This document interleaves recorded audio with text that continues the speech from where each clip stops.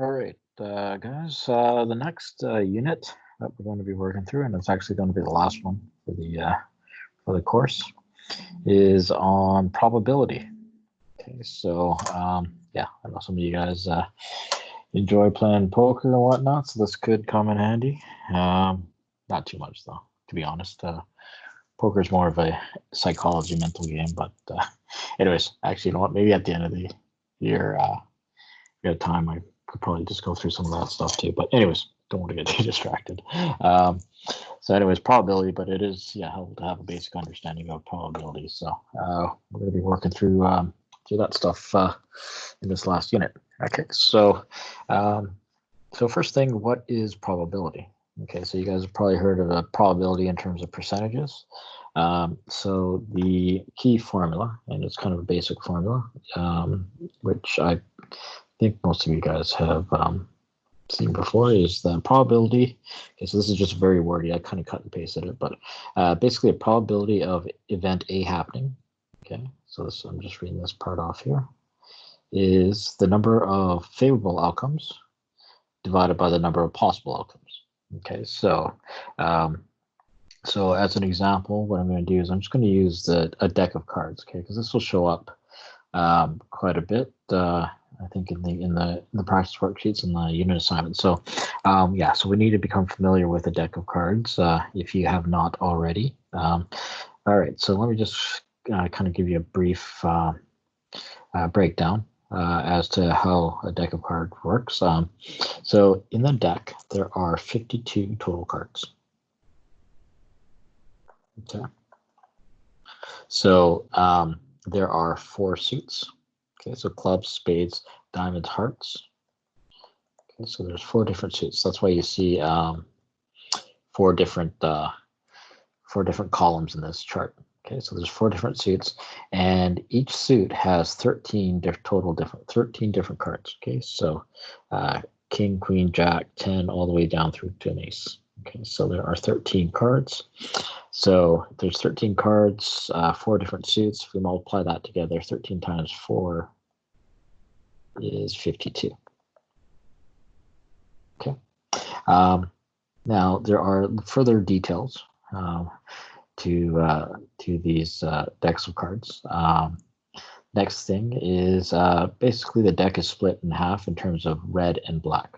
Okay, so clubs and spades, you can see it kind of in the chart with the font here. Clubs and spades are black cards. Okay, so half a deck, 26 of them are black, and diamonds and hearts are red. Okay, so that's the other half of the deck. So for example, yeah, so if we were to maybe I'll do I'm going to do some quick examples as I go along through this deck of cards here. So let's say, for example, I want to find the probability of drawing a red card. Okay, so this is the notation that you'll see. Okay, P with a bracket. So P stands for probability, and inside the brackets will be like the event that happens. Okay, so the probability of drawing a red card, well, there are, now you can imagine here, there's 13 hearts and 13 diamonds, so there's 26 total red cards in the deck. And the total number of cards, again, is 52. Okay, so now 26 over 52, this reduces to 1 over 2, or 50%. Okay, so 0.50, we can write it as a decimal or a percentage. Okay, so the probability of drawing a red card is 50%, which makes sense, right? Half the deck is red, half the deck is black. Okay. The next thing is face cards. Okay, so face cards are the ones with pictures on it. These are these 3 different types: king, queen, and jack. So these are face cards. So let's say, for example, I want to figure out the probability of drawing a face card. All right, so there are 3 face cards, king, queen, jack, but there's 4 different suits. So there's going to be a total of 12 face cards in the deck. And again, total number of cards is 52. So if I want the probability of drawing a face card, it's going to be 12 over 52, which is, which we can actually reduce, right? So that is equivalent to, I'm trying to do the math quickly. I think I divide by 4 here. So 3 over 13. Yep. Okay, so this is the probability of drawing a face card. Okay, so you can write probabilities as a fraction, leave it, or if I want to extend it further, I can write it as a decimal. I believe actually for the most part we'll be asked to just keep it as fractions. Okay, so 1/2 and so on. But then again, these can also be interpreted as percentages or decimals, probability. Okay. What else? So there are, now just to take it a little bit further, let's say I want the probability of a red card or let's say king. Okay, so what I want to do is I'm going to kind of count up or add up the number of red cards or a king card. Okay, so whenever you see the word or, it means one or the other can happen or both can happen. Okay, so for instance, and I'm going to mark this chart up here. Let's go with, actually let's put the green here. So probability of red. Okay, so these are all red cards. So maybe I'll circle these. Okay, so these are all red cards. So that's a terrible job of circling. Oh, my tablet doesn't really pick up down there. All right, so those are red cards or a king. So I also have kings here and here. Right? These are also kings as well, right? But if I was to look at the number of cards that are possible here, this would be the 26 that are red plus another 2 kings. So this is actually 28 out of 52. All right, and this reduces to, I believe, I can divide that by 4. Yeah, so 7 out of 13. Okay, so I'm just quickly reducing the fractions as well. Now the difference is, let's say the next example here, I ask you what's the probability of a red and king. Okay, so whenever you spot the word and, that means that this actually has to happen at the same time. Okay, so so this would not be 28 out of 52, right? And means that, I'm just going to erase these here. All right, I'll just clear this up a bit, clean that up. So whenever you see the word and, the difference between and or is the and means that they both have to happen at the same time. So I want red kings. Okay, so in this case, there's only these 2 here. Okay, so it would be 2 out of 52. Which as a fraction reduces to 1 out of 26. Okay, so that would be the probability of drawing a red and a king card. Okay, so yeah, so hopefully you can refer back to this chart. I'll post this chart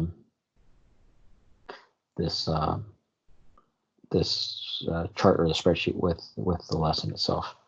And the reason I'm pausing right now is I just realized that it's here where it says document 1, which means I haven't saved this yet. But anyways, I'll just go through it and clear it. I'm babbling to myself. All right, so that's a deck of cards. You need to be somewhat familiar with that. So you can use this chart to refer to as needed. Okay, cool. All right, and again, it's highlighting just kind of like basic probability is number of favorable outcomes over the number of possible outcomes. Okay, so there's 52 total cards in the deck. So if you draw a card, there's 52 possible different outcomes, and then the number up top would be the favorable ones. And the other thing is the difference between or and. Okay, or means either one of the 2 can happen or both, whereas and is both must happen at the same time. Okay, cool.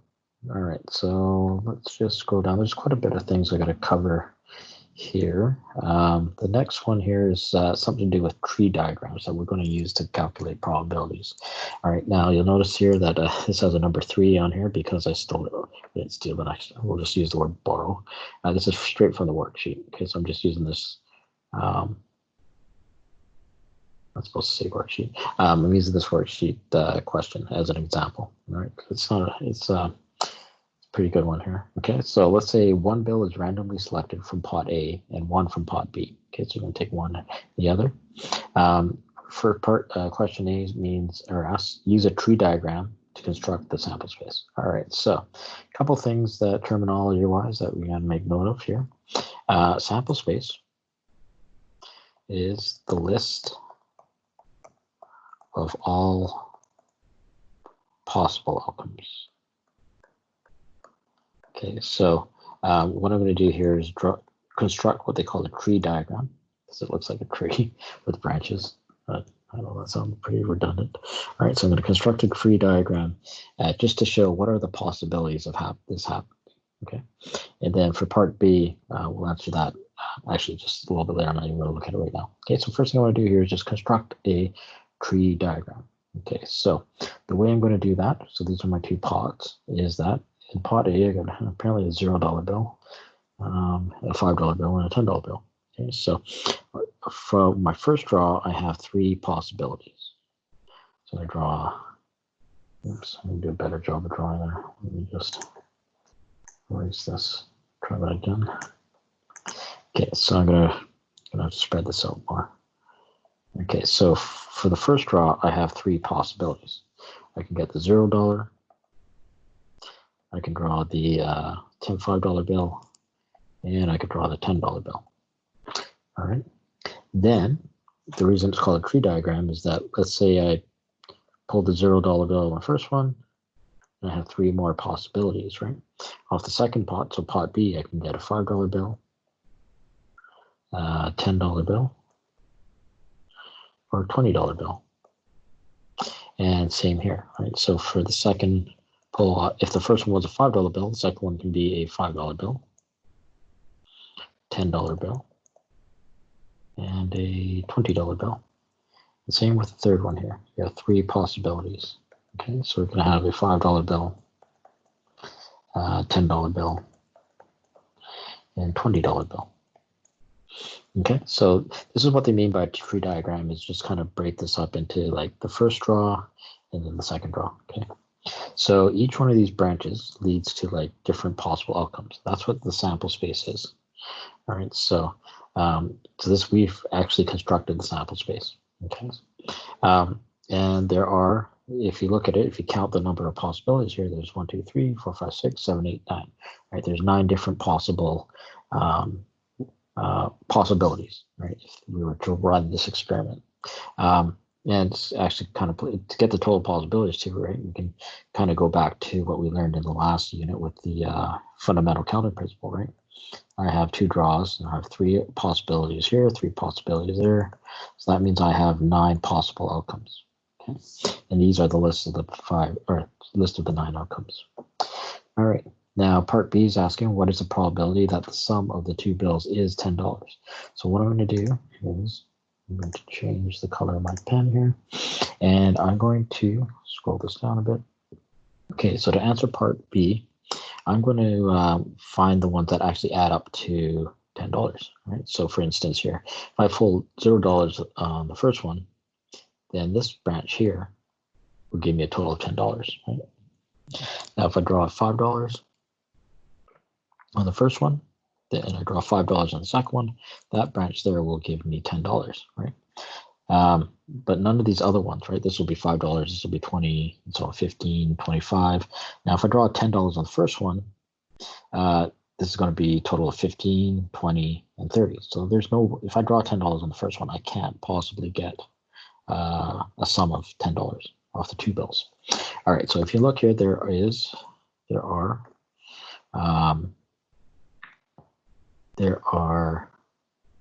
two possible branches. Okay, so the probability of, and I'm just going to write the sum of $10 is going to equal, okay, the number of favorable outcomes, which there were 2 of them, over the number of possible outcomes, which there are 9. Okay, so therefore that's the answer for part B. Okay, so the probability of getting a sum of $10 is 2 out of the 9.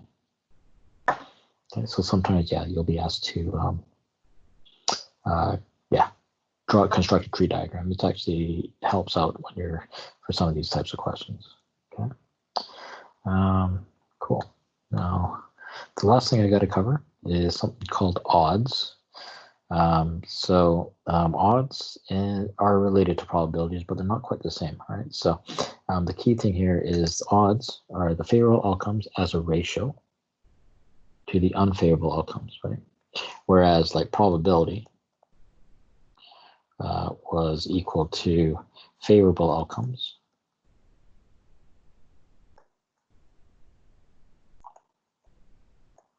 over total outcomes.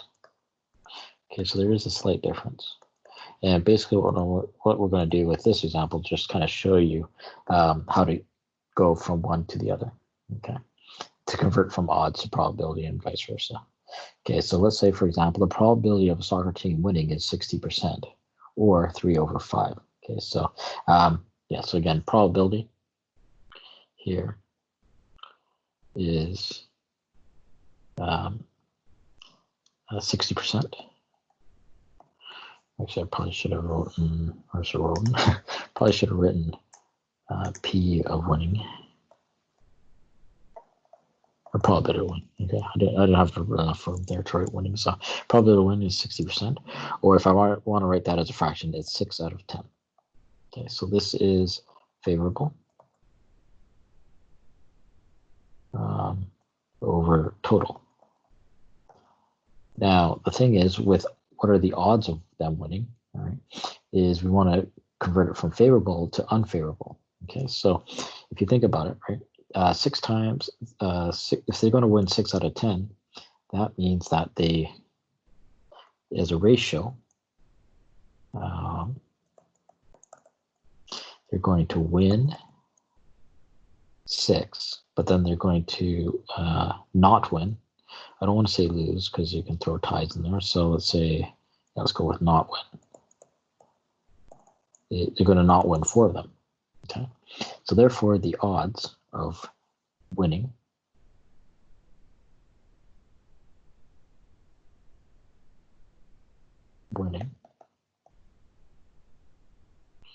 is equal to 6 to 4. Okay. So again, this is, if you know the probability is of winning is 60%, that's 6/10. So 6 favorable to 10 total possible outcomes, which means that if they're going to win 6, they're going to not win 4 of them. Okay, so that's why the odds of winning are 6 to 4. Okay. Now notice that if you add these two together, 6 plus 10, or 6 plus 4, you do get 10. Okay, so so that's kind of like yeah, the way to convert from probability to odds. Now I realized that I didn't type it up, but I'm gonna do another example here. Just kind of go in the other direction. Okay, so let's say, for example, let's say the odds of it raining tomorrow is actually, I know the forecast ahead of time. Anyways, the odds of winning, or sorry, odds of raining tomorrow, let's say is let's say 7 to 2. What is the probability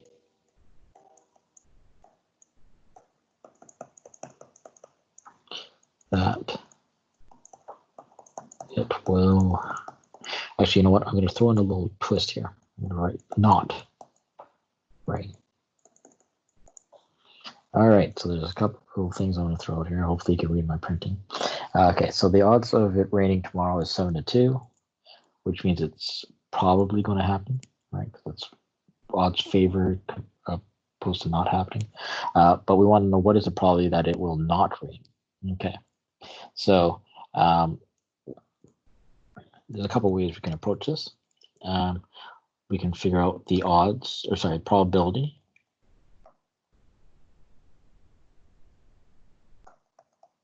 of rain.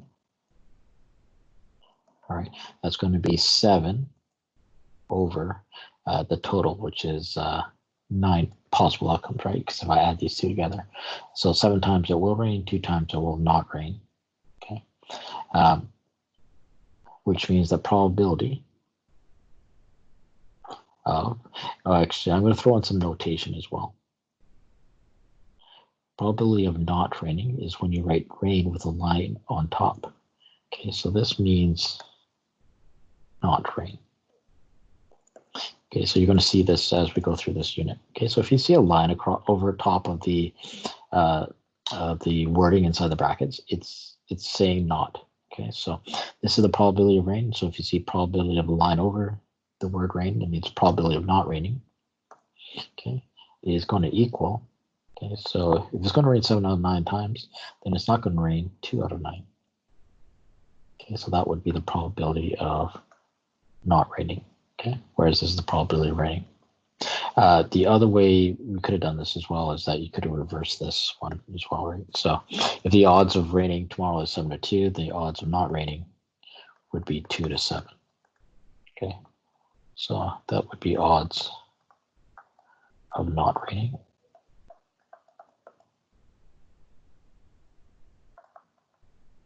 Which means that, again, if I converted this to a probability, that would be 2 over 9. Okay, because you would add these two up as the total number of possible outcomes, okay, which is what we got there. All right, cool. So that is, flipping back between probability and odds, okay, because you might see like odds is a good way that they'll express, let's say, like for gambling, boxing fights or whatnot. So they write the odds instead of probabilities, but you should be able to kind of calculate or reverse back to probability of it happening. Okay. Cool. All right. So that is the lesson. Let me just do a quick look at the worksheet. Okay. So for the worksheet here, these questions again. I already did number 3, so you don't need to do that. Sample space. I omitted number 5. Okay, and yes, number 6 used to be good. For number 7, I added in this chart here. Okay, so you can use this to refer back at. This is the sample space. All right, so for example, this is one die and this is the other die, and if you roll it, these are the combinations, right? One thing I want to just point out is when you write this chart out, you'll notice that when we're talking about a sum, so this is when you add the two numbers together. The sum is when you add these two numbers. So if I roll a 1 and a 1, that's a sum of 2. Okay. If I roll a 2 and then a 1, that's a sum of 3, and so on. Now, if you look diagonally, these will all have the same sum, right? So for instance, if I roll like a 6 and a 4, that's 10. 5, 5, 4, 6, right? Notice that on diagonal here. So there's 3 numbers here, 3 possibilities of rolling it, of adding up to a sum of 10. Okay. So 3 out of and again, the total number of outcomes is 6 by 6. So there's 36 of them in here. Okay. So anyways, so we want to refer to this grid here, this chart. So this is what we call the sample space, because these are all the possibilities, right? And just make note that as you go diagonally, you can see that these are all the same sums. Okay. Cool. And then numbers 8, 9, and 10. This is just the odd stuff that I just covered. All right. So going from probability to odds, or from odds to probability. Okay. Cool. So that's your practice. And so that's the first lesson here in probability. Cool, guys. Take care.